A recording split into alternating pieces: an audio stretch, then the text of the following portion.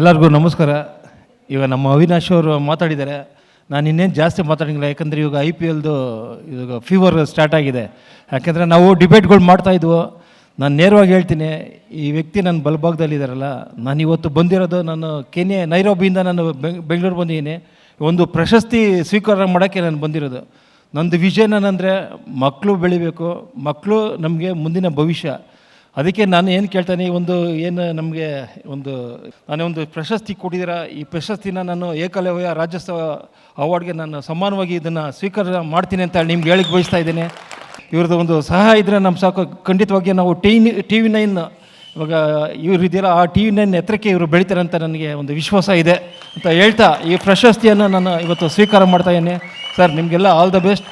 ಅವಿನಾಶ್ ಇವಾಗ ನಮಗೆ TV9 ಇದ್ದರು, ಅವರೊಂಥರ ವಿರಾಟ್ ಕೊಹ್ಲಿ ಥರ ಇದ್ದರು. ಇವಾಗ ಸುಮನ TVಯಲ್ಲಿ ಅದನ್ನು ಖಂಡಿತವಾಗಿ ಇವರು ವಿರಾಟ್ ಕೊಹ್ಲಿ ಥರ 18 ವರ್ಷ 18 ವರ್ಷದಲ್ಲಿ ಕೆಲಸ ಮಾಡ್ತಾರೆ ಅಂತ ಒಂದು ನಂಬಿಕೆ ಇದೆ ನನಗೆ.